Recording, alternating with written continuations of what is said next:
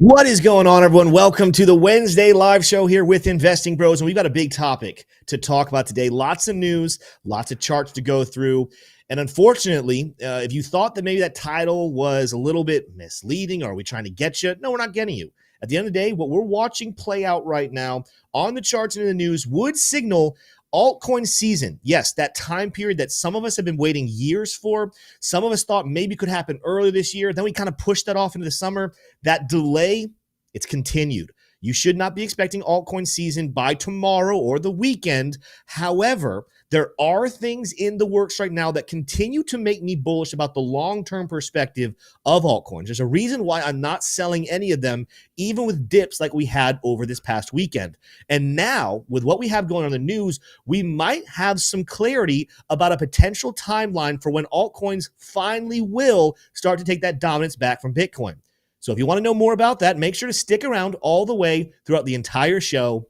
Smash that like button if you guys enjoy the bros. Make sure you're subscribed to our channel as well so you don't miss any of our content. All right, let's go.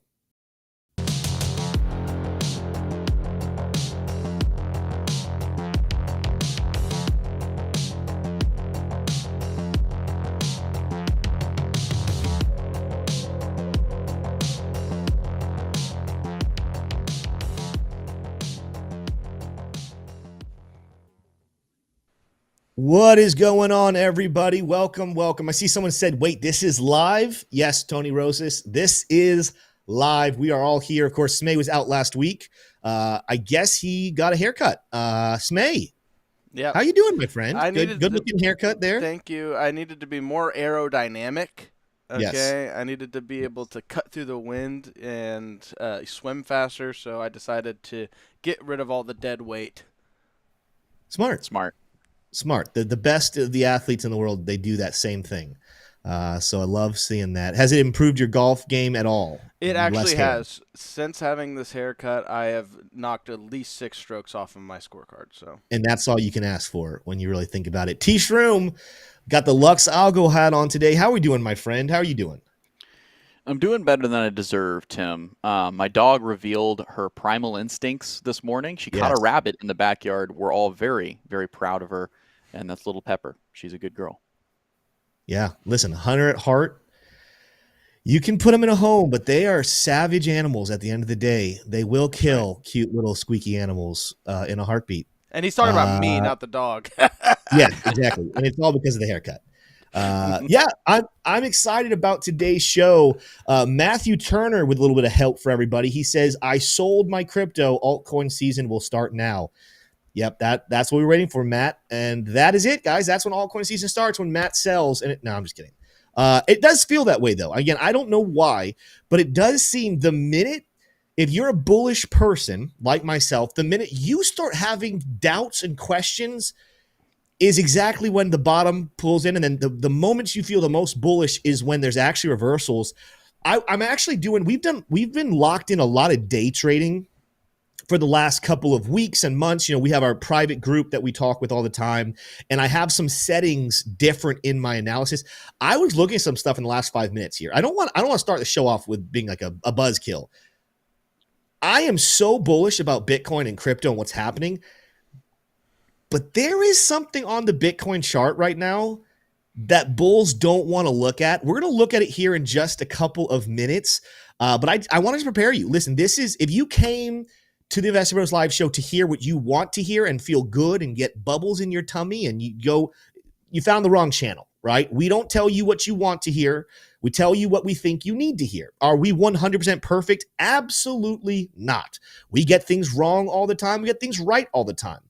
Ultimately, hopefully you guys utilize our channel and utilize our content to educate yourself on making your own informed opinions based on the charts, based on the news. We're going to give you our takes. We're going to tell you how we view things, but we're not financial advisors. We do not have perfect track records. We are successful investors, and we want to teach other people some of the things that we've learned in our journey so that they can better themselves as well. But at the end of the day, I don't get my financial advice from T-Shroom or from Smay or from any other person. I have learned over the years how to decide for myself when it's time to buy and when it's time to sell.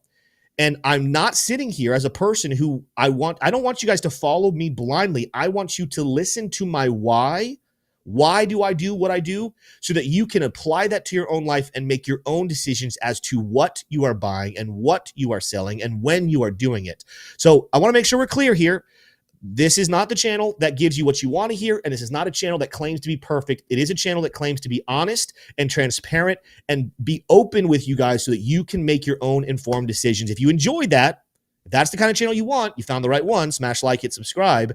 But T-Shroom, we had a lot of stuff going on here. I want to start off in the news and kind of get this conversation going about altcoin season. I know a lot of people, they just want it to be right now. Like they've been waiting. Some people have been waiting for months. Some people have been waiting for years. And there's a growing frustration in the altcoin space that possibly an altcoin season just will not come. The reality is, I wish I could tell everybody it was starting tomorrow. It's not. There's a lot of reasons why I don't think it will, but there is some things in the news that give us a potential timeline as to when and how it could come. And for more on that, I want you to go through those headlines. Let's go and discuss them and help people have a better understanding of what they can expect with their altcoins. And then we'll get into some charts and talk about what's happening over there. Yeah, absolutely. So jumping in here, have a comment from the President Trump. Maybe you've heard of him. He says that starting interviewing candidates to replace Fed Chair Jerome Powell. So that has begun. But for now, we're stuck with Jerome as the Fed chair. So let's see how Polymarket is currently pricing in a cut in September. Not July. July is the next decision, but September is currently more likely than not to be a cut, at least according to users of Polymarket.com. So let's continue on here because the Jerome Powell, the Fed chair, spoke today in Washington. He was getting grilled, and he said this. He revealed a bit of a gem that provides a clue. It provides something that we can zero in on and analyze going forward to try to assess a timeline for altcoin season. Powell says future trade deals may allow the Federal Reserve to cut interest rates. Now, if you are a seasoned and experienced investor, you may have already put the pieces together. You may have already connected the dots. But for those of you who are newer to crypto, newer to investing, we're going to connect those dots for you. And those dots are connected by what comes next with the trade deals from China, United Kingdom, the European Union, and more. We'll get to all that in just a second. But Tim, I have to ask you, Jerome Powell dropping this nugget is really revelatory, and I don't think it was baked in to the market today. What do you think about what Jerome Powell said in Washington today? Yeah, he's been saying a lot of things over the last, not just today, but he was, of course, making a lot of comments yesterday. And it wasn't necessarily what people wanted to hear because it seemed like he was saying, hey, we can hold off for quite a while before we have rate cuts. We covered it in our video yesterday. There are several members of the Fed coming out and saying we actually could probably see rate cuts in July. There's 12 voting members, though, so just 2 people saying that doesn't guarantee we get the rate cuts. And with Jerome Powell being the chairman, the face of the Fed, and I think a majority of them probably still following his lead, I'm still leaning towards, in case someone was wondering, just because we have 2 Fed members saying July could have rate cuts, I think you'd be getting your hopes up and be disappointed once again if you start to put weight into that prediction. But we are seeing the CME and Polymarket now both come together and saying September looks like the most likely outcome. I think T-Shroom's going to go into more details about what could happen in 2026 here in a little bit, but I want to stop kind of right here. This was the first breath of fresh air that we have gotten from Jerome Powell to feel good about rate cuts coming in quite a long time. Again, if you go back September of 2024, that was the last time he cut rates. He cut 50 basis points in September, right before the election. I'm not going to go into details about what that possibly means. I'm going to let you kind of connect your own dots as to why he cut rates back then, but doesn't want to cut rates right now. That's not for me to talk about here. But what we have had is since that time, a fearful Jerome Powell, a concerned Jerome Powell, someone who all of a sudden is very concerned that moves from the current administration could cause massive inflation spikes. And if he's genuinely concerned about it, it makes sense why he doesn't want to cut rates. He doesn't want to cut rates, make it easier to borrow, turn the money printers back on, and then with all of his concerns, inflation skyrockets. And he was the federal chairman who allowed inflation to get out of control just as he had gotten it under control. From his perspective, that all makes sense. But the logic is where some people are saying, Jerome Powell, it seems like you're being a little more political than rational with this decision to hold off on cutting rates. Today, in this remark, he gave us the indication of what it's going to take in his mind to feel confident about cutting rates. And it's about he wants to see more trade deals happen. He wants to see less uncertainty about what tariffs mean for the economy and what they mean for inflation. If more trade deals are accomplished, I wish he gave us the exact ones he wants to see, but it's a starting point. Trade deals equal confidence in Jerome Powell to cut rates. When will that happen? How will it happen? T-Shirt, for that, I want to throw it back over to you. Yeah, absolutely. Well, we can only really speculate on that. Yes. There's no, like Tim, like you said, Jerome Powell didn't outline, what trade deal is the most important to inflation and to unemployment. And to some extent, one could interpret Jerome Powell's words as a bit of a deviation from his dual mandate, which he loves to stick to, loves to defer to that dual mandate to avoid answering tougher questions about oil prices and about tariffs. Go ahead. What I do want to say, even on that, though, even though he's not telling us, statistically, China, Canada, and Mexico, if you want to go on statistics and past data, what countries in our trade could have the largest impact on inflation, it's going to be those three. Those are the three that we probably do the most amount of trade with. Yep. Not that we don't care about what's happening with Japan or India or the EU. We obviously already had the deal closed with the UK. But if we were going to try to rank the importance, Canada and China are probably up there as 1-2 tie. Mexico, I think, a very close third right behind, and then the other countries fall behind. So I just want to make sure we're clear here. Statistically and from a data standpoint, the three most important ones are China, Canada, and Mexico. If you guys disagree in the comments, leave a comment down below saying what country you think is more important. But data-wise, those should be the order of what's important here. Yep. And so I've got the information for each of those. So let's jump into it. First was India. India has already reduced tariffs from 52 to 26. That's the reciprocal tariffs, putting pressure on India to take an action that is favorable to the United States. Japan lowers tariffs from 46 to 24. The EU reduced tariffs from 39 to 20.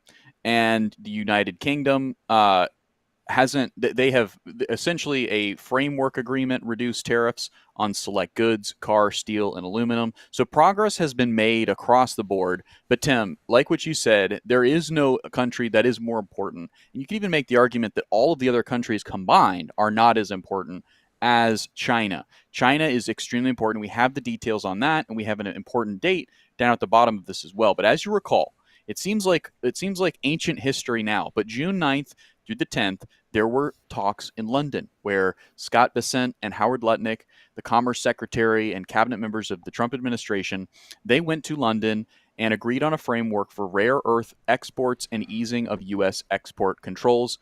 And that is awaiting approval from the president and from Xi Jinping. Okay, so there's probably a lot of more backdoor conversations occurring to try to assess how those rare earths can be released and how the U.S. export controls can be eased. Now, there is a timeline with that. It includes a 90-day pause until August 10th, 2025. So August 10th, 2025, the tariff reductions between China and the United States will be unpaused, right? So there will clearly be negotiations, and there will be a media cycle leading into August 10th where trade will be renegotiated. Is this potentially what Jerome Powell was nudging at, what he was hinting at, needing to see progress? Because after all, if anything's going to move inflation, which is one of Jerome's dual mandates, it's going to absolutely be trade relations with China. We get so much from China, and if we have to get it from somewhere else, it's going to be way more expensive, and that is going to be disastrous for inflation. August 10th could be big. But again, all of this is somewhat speculation, right? Mm-hmm. We are coming to a conclusion that China is the most important. I think that's not super debatable. But of course, what Jerome Powell was hinting at is a lot more debatable. My guess is that it's that August 10th date that Jerome really cares about, trying to put pressure on that date, trying to put pressure on the Trump administration, like Trump is putting pressure on Jerome. Absolutely. And again, that's going to kind of, I think, well, actually we have more titles there. It's just kind of going to wrap up here. When do we think that there will be an altcoin season? We have said it on this channel dating back to January this year. And again, our timeline keeps getting delayed. But if you go back, we created a video back in January talking about when will altcoin season start. The 4-year cycle says it should have begun back in November of 2024. And while there was a hiccup in that date that looked like alt season was starting, it clearly was no altcoin season back in the fall of 2024, in which case we started the delay back then, okay? We have had to continue to push our timeline back. But in January, we came on here and we told you more than likely there were 2 massive criteria that altcoins would need to begin to steal dominance back from Bitcoin and start an epic altcoin season. Number 1, regulatory clarity. And technically, we're not all the way there yet. Although if you're going to talk about the 2 different options, that one seems well on the table to come very soon. When we're looking at the stablecoin bill, the Genius Act, that's, very, very close. It passed Congress, went to Senate. Now it's back in Congress. It's working, getting approved. That's very close to closing. Besant has already told us that the priority is this summer is to have very clear regulation for blockchain as a whole so that the institutional investors, the trillions of dollars sitting on the sideline that want to go big into blockchain technology will understand the rules. They'll understand what they can be penalized for and what they can't be penalized for. And then they'll have that freedom to go ahead and invest money. That's number 1. Regulatory clarity is going to be a massive catalyst for altcoin season. That looks very close. But the second one, which is what keeps pushing us back, and the bigger one probably of the 2, liquidation. At the end of the day, even if we have clear regulation, if there's no money sitting on the sidelines to go into it, to buy altcoins, no buy equals no bullish rally. You got to have the liquidation. And under the higher interest rates, liquidations are lower levels. Yeah, there's some money floating out there, but not enough to go big into altcoins to make it a full-blown altcoin season. For that, we are waiting on massive money printing, which technically, as someone pointed out in the comments, it's not like we're not printing money right now. There is a money printer on right now. Inflation of the US dollar is one of the constants. There's things in life that you can be sure of: death, taxes, and then inflation of the US dollar, right? That is just something you need to know in life in general. But when I talk about added liquidity, I'm not talking about just simple money printing. I'm talking about excessive money printing and borrowing becoming easier, rate cuts going down, or rates going down into cuts. And that's something we are waiting on. And Jerome Powell hasn't given us an exact date, but he's given us a window and understanding as to what that needs to look like for him to start cutting rates. The number 1, we're waiting for him next year to be booted out of the Fed, which would put us, I think, in the March to May category of area where he will be removed from his position. I can't remember which, if it's March or May. April. It's April, right there in the middle, right? I got there. I split the difference. April, he will be removed. Someone else will step in. Their rate cuts come in. But if we get these deals with these countries, these trade deals, and tariffs go away, Jerome Powell is willing to start cutting rates at this point. And so our timeline now looks like, I put a poll in there to see what you guys think. I'm going to be honest with you. There's a chance it still happens in the summer, but all signs are kind of pointing more towards September being the first cut from the Fed in 2025, and therefore no added liquidity until September. Because of that, I do not expect altcoin season actually to happen later this summer, as I had said probably about a month and some change ago that I think was a possibility. I have to keep updating my predictions, and based on these words from Jerome Powell, altcoin season, I still believe, is coming. The question is when, not if. And if Jerome Powell is being honest and he's telling us what we think he's telling us, I think a lot of people need to start looking at September to April as being the realistic timeline for the altcoin season to start. What does that mean? It means if you have a heavy investment in altcoins right now, don't expect your investment to double, triple, quadruple in the next couple of weeks. That's an unrealistic expectation in an altcoin season. That does not mean go and dump all of your altcoins. Like, these are still relatively cheap prices. And the good news, if you're going to look for a silver lining on the gray cloud here of a delayed altcoin season, is if you can create more dry powder by budgeting your money correctly, you have a longer period of time to continue to buy cheap altcoins before the altcoin season starts, again, in that window sometime as early as September to potentially all the way into April of 2026. Is that a perfect prediction? It's not a perfect prediction. It's a reasonable prediction that has to be updated when new information comes out. But as of today, June 25th at 3:20 p.m., the best probability for altcoin season is going to be the window of September 2025 to April 2026. Now, I do have something to say about that, Tim, because this is very true. However, there is one thing that I've been discussing with the bros in Discord, and that is the passage of the spot ETFs for cryptos like Solana, SUI, Chainlink, AVAX, right? But that timeline is unknown, right? The SEC is kind of the going to flip the switch on whether or not those go through. And the SEC, based on what they've said, the new SEC, I should say, not anything to do with Gary Gensler, the new SEC is they've made it clear that they're waiting for Congress, right? They believe, and I believe too, that Congress should be the one providing regulatory clarity that the SEC can enforce once Congress, the elected body, has signaled one way or the other. So the ETF issuers are waiting on the SEC waiting on Congress to pass the market structure bill and the Genius Act.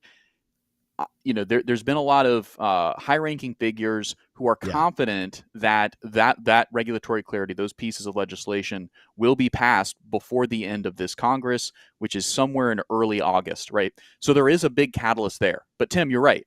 Just because that catalyst goes through doesn't mean that altcoins have to skyrocket. But that could be a catalyst that you don't want to forget about. We're going to do charts here in just a couple seconds, I promise. So anyone who's sitting here saying, when are we going to get the charts? We're going to get the charts. It's a long show. Stick with us. Let me give you an analogy as to why I don't think that those spot ETFs will bring the boom. First of all, even before the analogy, let's just start with the simple evidence. What current crypto ETFs are out there? Of course, there's the Bitcoin ETF, setting records for how young it is and how much money is poured into it. But what about the altcoin space? Because there is an Ethereum ETF that Ethereum has not benefited. In fact, that Ethereum ETF being launched, Ethereum price dropped following it. So to say, if we get new spot ETFs, that's going to be something that brings us a massive rally in the altcoins, well, it's actually not consistent with the history of crypto ETFs. But secondly, let me give the analogy. If we're talking about the altcoin season and the massive altcoin rally being, let's call it a fire, right? And we're looking at fire. What do you need to have fire? Technically, there's a scientific definition. I'm going to give you a simple one. You need your supply to burn. You need the wood. You need the there's a word for oxygen. It, but no, you need oxygen as well. But you need your kindling. Yes, you need your wood. You need the thing that's actually going to keep feeding the fire. But wood stacked up in a pile is not a fire. You need the wood to sustain it, but it doesn't make the fire itself. You need a spark. And I'd make the argument that the ETFs is not any more, thank you, someone said fuel, is not any more spark. It's not a spark. If it was, Ethereum would have taken off during the Ethereum ETF. What ETFs are is it's fuel. It's more wood to throw on the fire. And eventually, when the flame is lit, the more wood you have in that stockpile, the bigger the flame will be. So these spot ETFs, whenever they are passed, are massively, massively bullish for sustaining longer-term bullish momentum. But they're not the spark to get everything going. The spark is going to be money. It's going to be liquidity. It's going to be the rate cuts or the perceived rate cuts coming.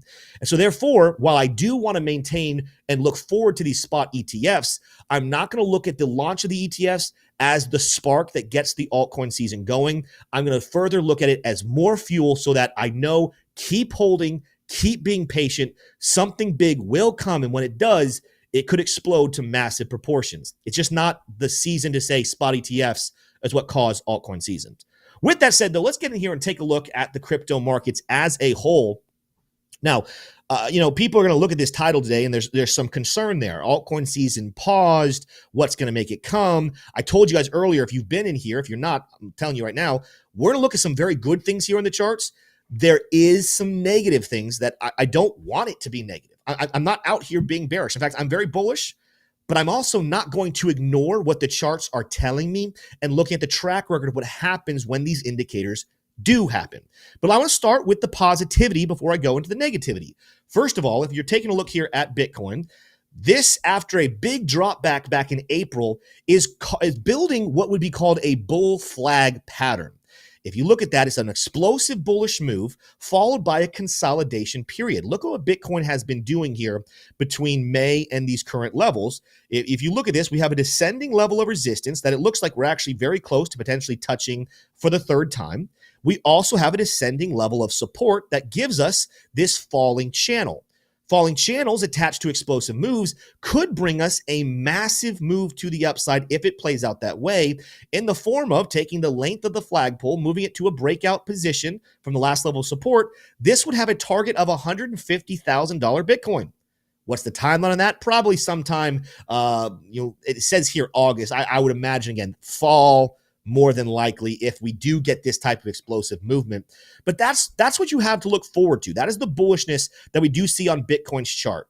You're going to see very similar types of things when you look at patterns in the altcoins. And technically, we did set a little bit lower of a support level here, but here, this is the total too. All of crypto's market cap, excluding Bitcoin, it's got itself a little mini bull flag pattern. This one could potentially send the price all the way up towards, right now we have a $1.12 trillion market cap. This could send crypto to a $1.63 trillion market cap, back up to highs that we saw earlier back in December of 2024, right? So we have these patterns that are extremely bullish, and there's something to look forward to. Going back over into Bitcoin, again, during a Bitcoin season, alts are going to slowly trickle behind Bitcoin. I'm not expecting Bitcoin to rally and altcoins crash. If Bitcoin rallies, altcoins will go behind.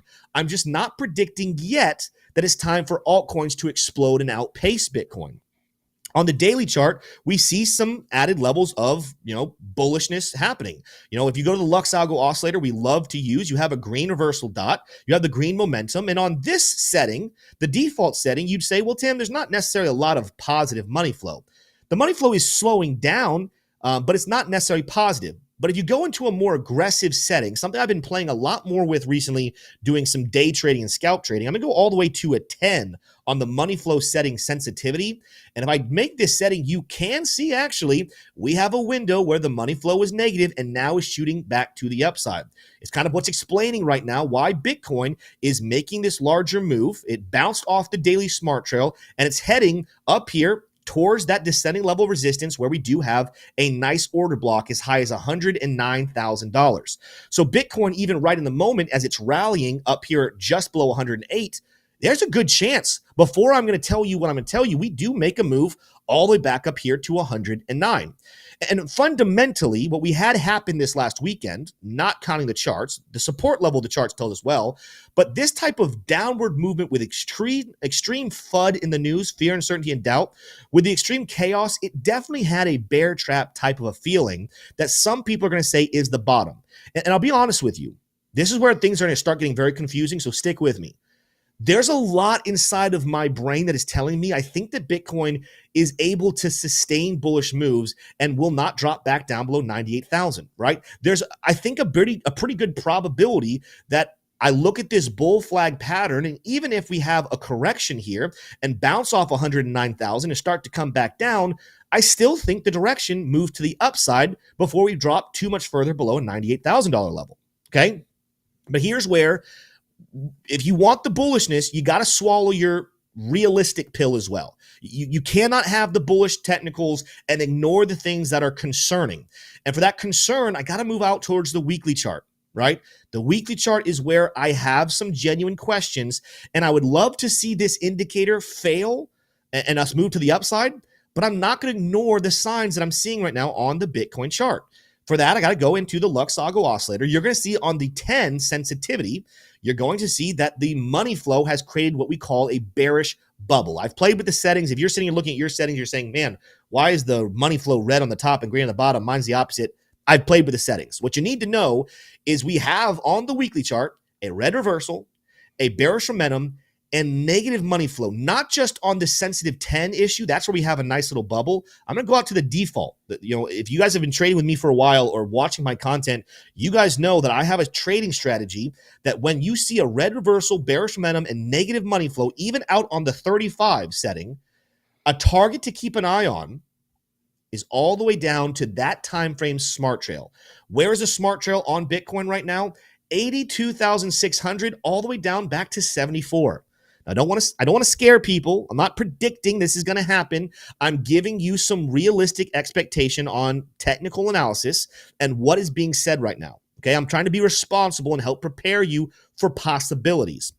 Why should this mean so much to you? Because in technical analysis, most things are roughly 70 to 80% likely to happen. That means that they're more likely to happen than not happen if you get a certain indicator. But there's always times where you get a call, a bullish call or a bearish call, and there's a chance it doesn't play out the way the prediction would say. This is not one to take lightly. Let me show you the history of this move when I take a look at, let's minimize these MACD and RSI levels just so we can get the most look at this Luxotto oscillator and take a look at what's happening here going back. So we have a current sell signal right now dating back to this high back on May 19th. By the way, you also see a lower high put in with a higher high in price action. That's what we call bearish divergence, people. So I want you to be aware of it. But let's just focus on the bearish Let's just focus on the bearish call here, the red reversal, bearish momentum, and negative money flow. When was the last time we had this? Let's go back over here into December of 2024. Red reversal, bearish momentum, negative money flow. And even though we had a little bounce in January, what did Bitcoin do? It fell down to the weekly smart trail. It bounced and then came back up. So the last time we saw this signal, we saw the smart trail on the daily chart or the weekly chart get visited. Let's back up to the last time before that. Let's go all the way back here. Red reversal, bearish momentum, negative money flow. What's the date?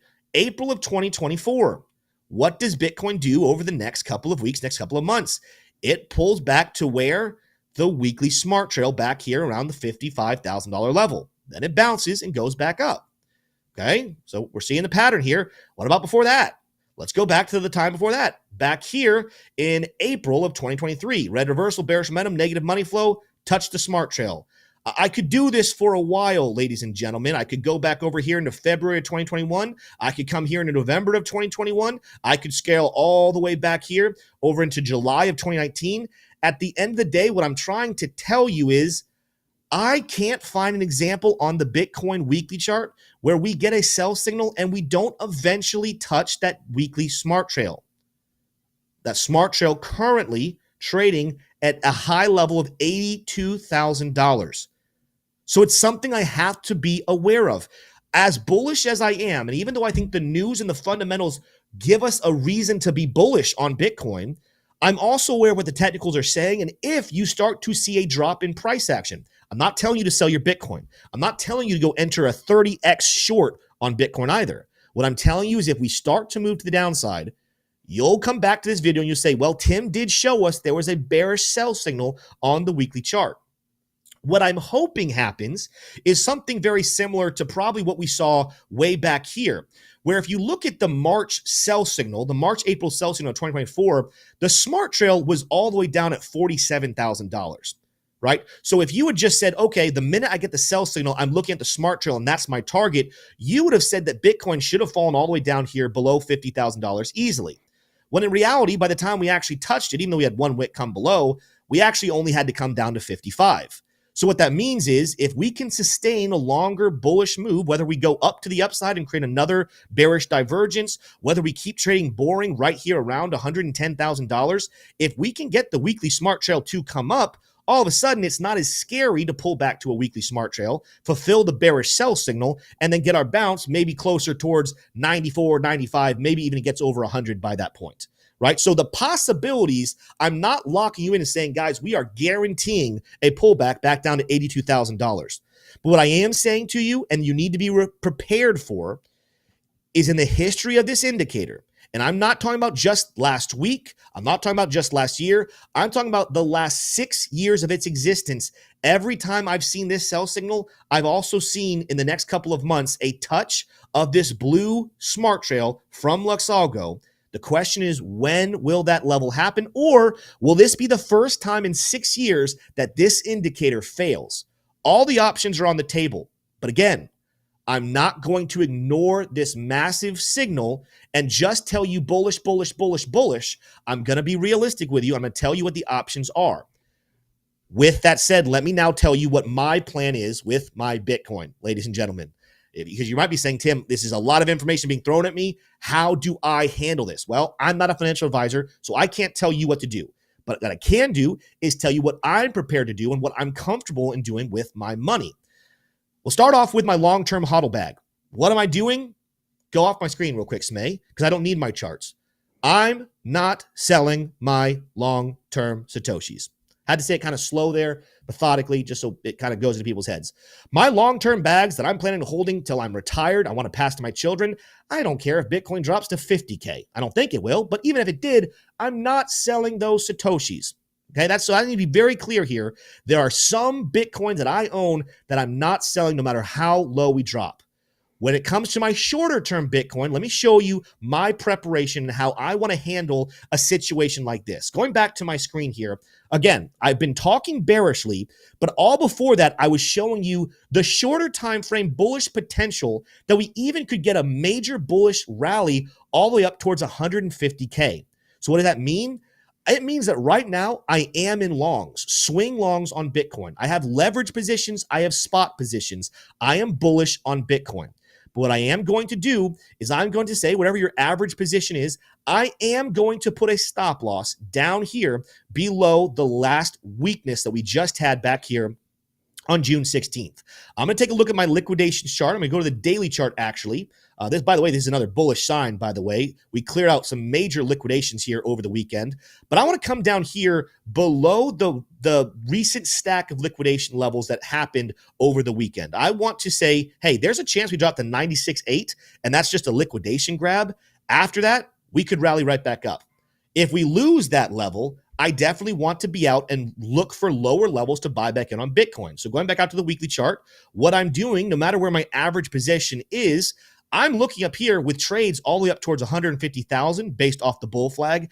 And I have a stop loss that if we drop below a certain level, in this case, in the world of $96,000, I want to get out. Why? Because then all of a sudden, my next buy level, the heavy liquidation, it's coming in right down here at 82.5, where I will have a lower level to buy Bitcoin and approach that 150K level. And I can lower my stop loss back down here below 70 and still have a good trade setup. What does this do? It allows me, in a case of everything going bullish, to make a lot of money in crypto, in Bitcoin trading. What it also allows me, though, is if we do end up moving to the downside, if we do see the weekly sell signal take form and drop towards 82,000, I will get out long before those levels. I'll consolidate my money and prepare for a larger buy order at lower levels. This is the trading and investing game. If you think that you're going to make perfect trades and perfect entries every single week and every single month, I'm going to tell you, you're going to be sorely disappointed and you're probably experiencing a lot of failure. If you understand that failure comes with the game and risk management is the big reason you can make or lose money, then all of a sudden you get a little calmer and you start to create strategies that actually produce long-term positivity. I have been liquidated probably hundreds of times in trading, but I've also profited and made the right choice thousands of times. It's not about do you fail, it's about do you fail more than you succeed. If that's the case, you need to learn how to trade, in which case I would tell you, come join the VIP trading group. I'll teach you how to do it. But if you're able to succeed more than you fail, you, my friend, are a profitable trader. And these are the types of strategies and thought processes that you have when investing and looking at these bullish and bearish charts. I'm not telling you a guarantee of which way we're going. I'm telling you I have a plan and a strategy no matter what happens, and I'm going to make money in this bull market. With that said, we're going to transition. We do have some altcoin news I wanted to talk about, kind of getting out of the Bitcoin stuff. You know, we talked about altcoin season a little. This is still a time to invest in altcoins. We have some news as to why I think altcoins are very, very important to still be digging into and buying at this time. But before then, we do have a brand new sponsor that I think is very appropriate for this time period as people are trying to consolidate and decide when to buy and when to sell. Stablecoins are a great place to sit and have your dry powder before you're ready to deploy it at all the dips. For more on that, I want to throw it to T Shroom. We have a brand new sponsor named KAST. Tell us a little more about KAST, T Shroom, and what people need to know about this company. Yeah, absolutely. Well, if you go over to my screen, well, actually, you could just keep it right there. We got a cool promo. Thank you, Smay, for making that promo graphic. KAST is how you can spend without borders. KAST has cracked the code on being able to spend with a plastic card that you're familiar with in grocery stores and gas stations, in all kinds of places where you like to buy things and online with stable coins, right? And you can have a seamlessly keep your crypto in the crypto ecosystem. You don't have to work with a bank as much at all. Now, this is an app that is available on Apple and Android, and there's over 150 merchants and ATMs globally, and it essentially is unlocking global stablecoin banking for you. And there is a link down in the description. You could take advantage of this opportunity right now, and you can also earn quite a bit on the stable coins that you have in the system, as well as you spend money, you get cash back at a similar rate to competitive credit cards that you may already have. So that's KAST. Check them out in the link in the description down below. Absolutely. And shout out to KAST, by the way, again, for sponsoring us. This is one of the reasons we're able to continue to make content for you guys every single day, do these live shows weekly, create other videos for you to educate you, and still have daily content with you over in our Discord, supporting us and keeping the lights on, keeping our employees with food on their table. We cannot say thank you enough to KAST for sponsoring today's show. There was a question just asked here before we transition into the news that I'm going to love. You guys know I'm not going to spoil it because it's a coin that I really love, but if you guys missed it this week, we got some great news. Drop Top OX said, "Hey, Tim, why would anyone want to buy altcoins after you just said Bitcoin will likely come back down to 82,000? I thought I did a decent job summarizing this, but Drop Top, that's okay. I'm going to explain to you in a nutshell without the charts. I showed you, if you go back in the analysis, that some time frames are saying we have an extremely bullish level. We have a lot of fundamentals that would say that dip down to 98,000 very well could have been the dip, the last lower high or higher low before a move to much higher levels, like 120K, 130K, maybe even as high as 150K, right? So there is a probability, I'm not giving you a percentage here yet, but there is a possibility and a probability that the bottom is in for Bitcoin, and we're going to go farther up from here. And if that's the case, and I wait for 82,000, well, I missed the boat and I miss out on profits. So I have to be aware of that possibility. So that's why I'm still buying and putting a stop loss in place so that if we drop below it, I want out. I want to save some money for a lower dip. But if we do just go to the upside, I bought in and I have exposure to Bitcoin.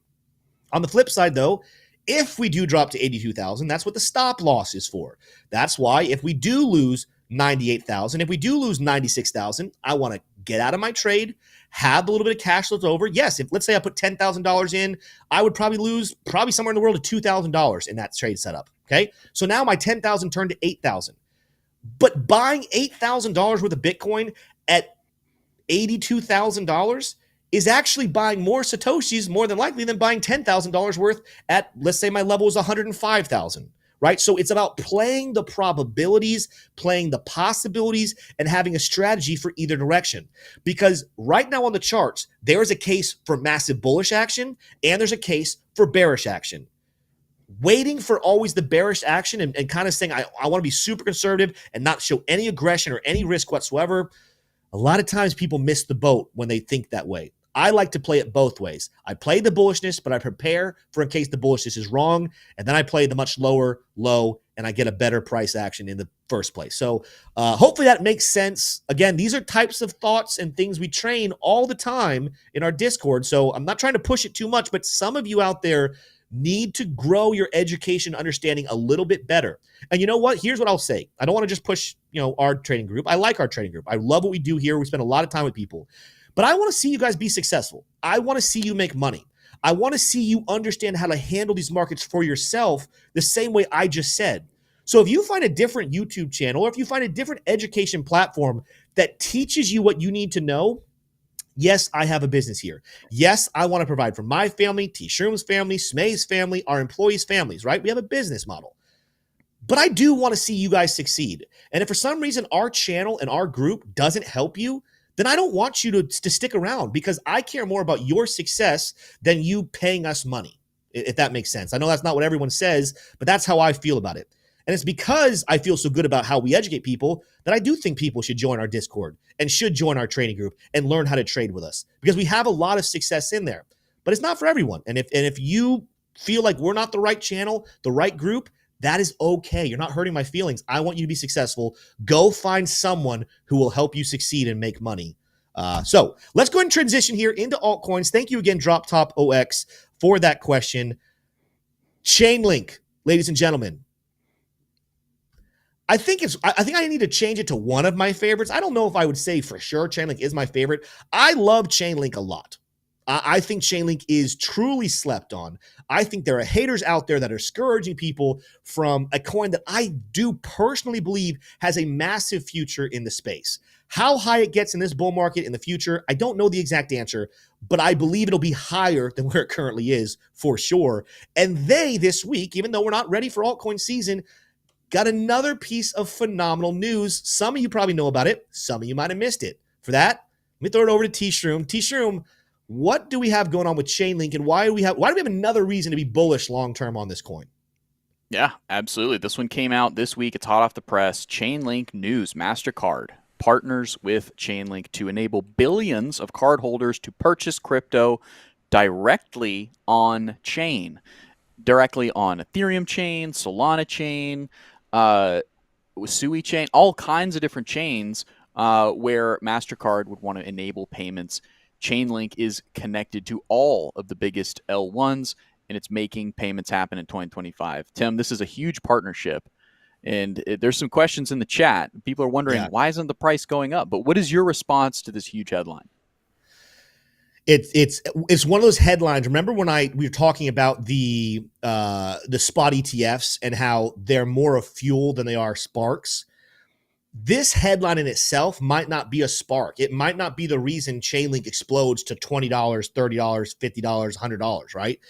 But when the spark eventually does come, this is another log on the fire. This is more fuel for the explosion to come later. Mastercard, for those who don't know, is a massive company that transacts. I'm not even going to say I know the number. I'm going to assume it's transacting hundreds of billions, if not trillions of dollars per year. I don't know if Smay, you want to fact check me, or T-Shroom, or somebody wants to fact check me on how much money gets transacted back and forth a year. It's a lot, though. It's a very big number. And I know that much I do know. And so to see a company of that respectability and that major player in the world of finance choose Chainlink and say, we want to work with Chainlink, we need Chainlink. By the way, this isn't a Chainlink video. I could sit here and tell you 100 reasons why I think Chainlink, other than even MasterCard, is going to have a massive future in the space. This is just one more log to the fire of saying Chainlink is not going anywhere. If you think the top is in, okay, I mean, that's your prediction. My prediction, I think it's a silly prediction to say the top is in, and stories like this is why I still believe a much larger rally is coming. 2 trillion. 2 trillion. Annually? There we go. Okay, it is low. In the trillions. I guess just MasterCard. There was Mitch Waller said Chainlink is too far down the rabbit hole. 10 trillion. 10 trillion. That sounds better. 10 trillion. That's better. Chainlink is too far down the rabbit hole for retail this cycle. I think it will rock out next cycle.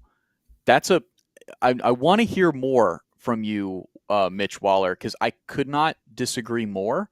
I think that there's, for retail, I mean, you said the word retail in here, not me.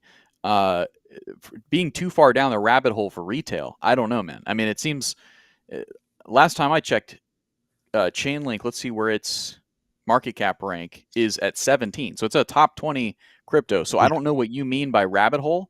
If it's not in the top 5, does that mean it's down a rabbit hole? Maybe by your standards, Mitch. But please explain what you mean by that, because I think some people might feel the same way. No, here's what I'll say in response to it, because he said the word retail. I'm going to say this with all respect, because we are all retail investors. I genuinely don't care what the public retail opinion is on coins. And I say that kind of cheek and tongue. I technically do care a little bit, because retail's needed. But when I'm picking my winners on what I want to invest in this cycle, it's institutional investments. What do the VCs want to get into? What do companies want to get into? the reason why is because ultimately you stack up all the money in the world that belongs to quote unquote institutions versus the money that belongs to retail investors. The institution's going to win that ball game, right? They're going to be the big money. And what we've seen in the past is crypto markets to this date have always been driven. Bull markets have always been driven by retail. Yeah, we had some trickling of institutional players like Elon Musk and Michael Saylor back in 2021, but there were not many institutional players whatsoever. And in fact, if you go back and study kind of what was happening in the economy and happening in the news, institutions were discouraging, fudding, selling, shorting, manipulating crypto to the downside. They were scared of it, right? In 2021, big banks and big companies, they're looking at this new form of money and saying, man, this could hurt us. What if people start buying this crypto instead of our stock? What if people start buying crypto instead of putting money in our bank? We can't let this happen. We can't lose control. We got to get people away from cryptocurrency. Let's call it a scam. Let's say it's bad for the environment. Let's create all kinds of lies and chaos so that retail is discouraged from going bigger into it. But this is the bull market of institutional adoption. So rather than using their trillions of dollars to FUD, discourage, and short the markets, they're looking because they've realized now, oh, wait, this isn't a threat to us. This could allow our companies to grow bigger, better, stronger. We need to go heavily into cryptocurrencies. And there's some that they don't care about, and there's some that they love. Chainlink, even through the admittance of this comment saying it's too down the rabbit hole for retail, but he thinks that institutions get in next time. No. Institutions are going to get in this time. Why? You've heard some institutions say this, but I'll kind of repeat it. Imagine you could go back, and I can't remember which one's which, but I'll go to the 2 days. Imagine you go back to the 70s and the 80s, so 1970, 1980, and you could invest in cell phones and the internet. Again, I think it's cell phones first and the internet, but maybe I'm off there. Doesn't matter, right? There was a lot of FUD back in the 70s, 80s about this thing called cell phones. Why do you need a phone that goes around with you everywhere? People don't want to be bothered. Just keep your pager, have your phone at home on a cord. Cell phones are a fad. Don't invest in cell phone technology. Same thing with the internet. Oh, internet's a fad. This whole thing is so stupid. People prefer books. People are better finding things in books. The internet can't keep up with us. People that missed out on early investment into internet and cell phones missed out on trillions of dollars. They're not making that mistake again. They've seen this game played. They know that blockchain, Web3 is the future, internet is the future technology, is how finance will become a more secure and profitable place. They're going to invest, and they're going to invest big. What are they waiting for? Go back earlier in the show. Regulatory clarity and liquidity to go heavily into these risky assets. But when those things come, they're going in, they're going big. I'm not following retail. In fact, when I see retail pouring in, that's my sign to get out. I'm following the institutional money. I'm following the whales. I'm following the big boys who know what is worth investing in and what's not worth investing in for the future. That's my personal opinion. Problem is, again, as this whole show is talking about, if you think that I'm saying, guys, go buy Chainlink today because tomorrow it's going to make you a bunch of money, that's not what I'm saying. In fact, I already told you earlier in the show, there's a good chance we don't see another all-time high with Chainlink until sometime between September to April of 2026. But I'm still investing right now and preparing because what if I'm wrong? What if next week the altcoin season does start because of an impromptu rate cut? I don't know. I'm not expecting it, but it could happen. I'm making sure I'm stacking my cryptos right now, and I'll continue to use a boring long summer. I'll continue to use lower prices as the ability to buy dips, add to my positions, get out of a dying, worthless US dollar and into things that I think will build the future of the world, the future of finance, the future of how economies do things. And Chainlink is, I believe, one of the top cryptocurrencies out there. I still am predicting it will eventually be a top 5 coin in the crypto space. The question in my mind is when, not if. Yeah. Mitch Waller expanded, and I appreciate you, Mitch, for sticking around and expanding and explaining what you meant by that. So he defines rabbit hole as details about what each application does and within the bigger picture of blockchain use and applications. So in that sense, you're saying the technology is too complicated for retail to understand versus Bitcoin and Ethereum and other L1s. In that way, I don't disagree with you. I think that is something I can get on board with. With that said, it's too easy to look at crypto market cap and CoinGecko and see Chainlink as a top 20 coin, right?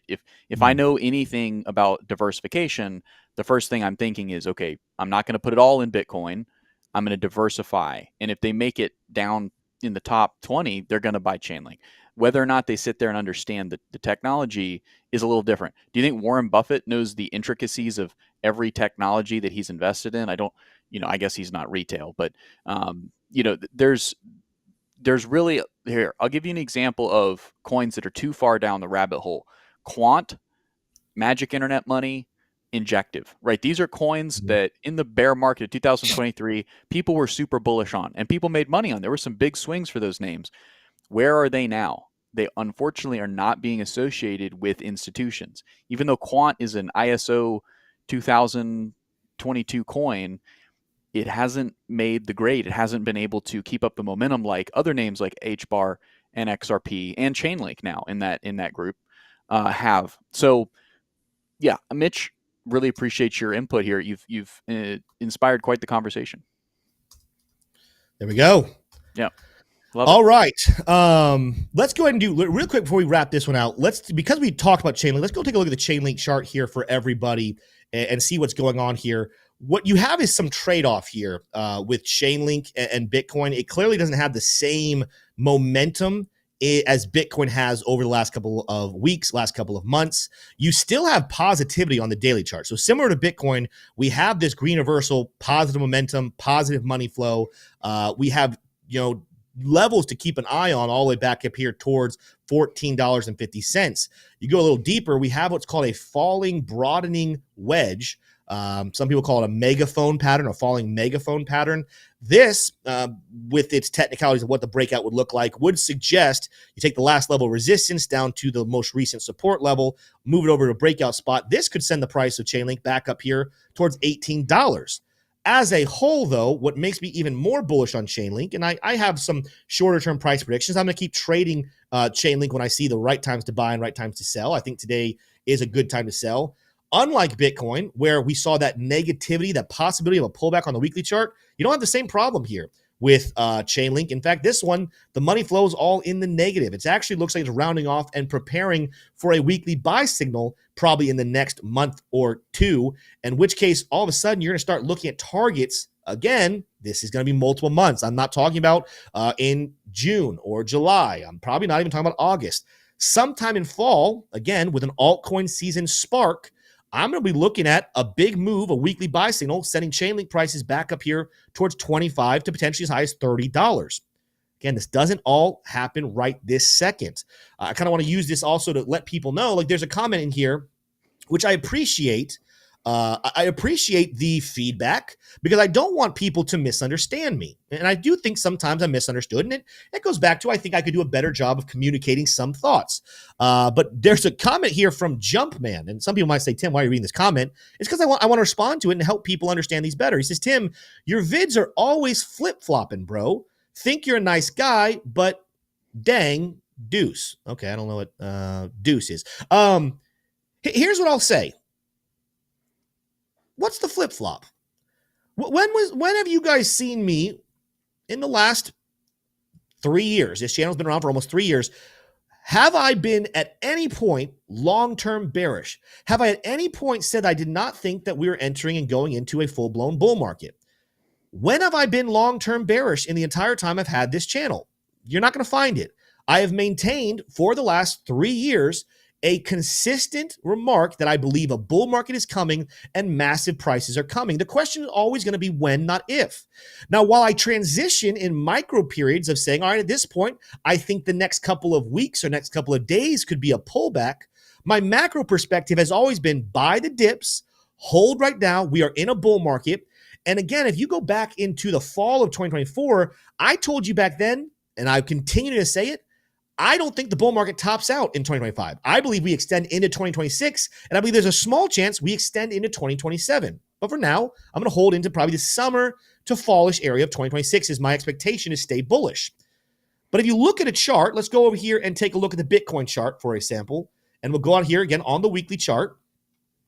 Do we have on this chart dating back to the bottom of the bear market in 2022, do we see a straight shot to the upside of bullishness? Absolutely not. But you look at this chart and you see higher highs and higher lows and continued bullish momentum. And you look at this and you say, man, this is a very bullish chart. Why? Because long term, the trend is bullish. But there are periods in time to be bearish on a multiple month-long period of time, like, for example, back in March. And again, this isn't a Tim's always right thing because Tim's wrong all the time. But those who've been watching, remember, I told you guys after hitting new all-time highs, Bitcoin was overextended and needed to pull back. Did I make a perfect prediction of 49,000? Maybe not. But I was saying we needed to pull back. After crossing $100,000, did I think we'd make it all the way to 110? I didn't think we'd make it to 110. But I told you, historically, with levels like that, a 15 to 30% pullback would be on the table. We needed to cool off. There are times to be micro bearish, and there are times to be micro bullish. There's also times to be just full-blown bullish, and I do believe I've been consistent with my thoughts. I see Jumpman kind of responding. He said, your thumbnails, bro, and no one is trolling, just giving my opinion. Again, Tim is a nice guy, but one moment calling alt season, then delay. Jumpman, there's an expression that I hope people have learned is do not judge a book by its cover. If you think that seeing a thumbnail and a title tells you everything about my belief in the markets, I don't really know how to help you there because that's just not how things work. Go a little deeper, do a little research. If you go back and watch my videos, I will go and flip on short time frames being bullish to bearish, absolutely, because guess what? The charts flip from being bullish to bearish all the time. But when you look at the macro perspective, listen, there's a lot of things people can call me. There's a lot of things people can accuse the investing bros of being. And some of them, we'd be guilty as charged. But flip-floppers, changing our perspectives, that's not one of them. We're pretty consistent. And if anyone has been watching us for a long time, you know that. Don't judge a book by its cover. Don't read a thumbnail and think you know everything about what we're telling people about the markets. Hopefully, this makes sense to a lot of people. By the way, Jumpman, no disrespect. Love you being here. I think from your comments, I think you're a nice guy too. I think you want truth. I would just encourage you, watch people's content, listen to their whole takes. Don't just read thumbnails and titles and assume you know what people think and what people are predicting about the market. With that said, guys, it is 4:01. We're going to wrap out today's live show, but it has been a blast being here with you. I want to encourage you guys once again. Altcoin season, it is delayed. I'm not expecting a massive rally to come around the corner, but we are seeing light at the end of the tunnel. There are plenty of reasons why people should continue to hold their cryptocurrencies, but it's up to you. I'm not your financial advisor. You do what you want to do. I'm simply here to tell you what I'm seeing in the charts, what I'm seeing in the news, what I plan to do. What you do with your money is up to you, and that's the perfect way for you to invest. Love you guys. We'll see you next week. Same time, same place, 3 p.m. lives every Wednesday. Come check out our videos every single day at noon. Smash that like, hit subscribe. Adios.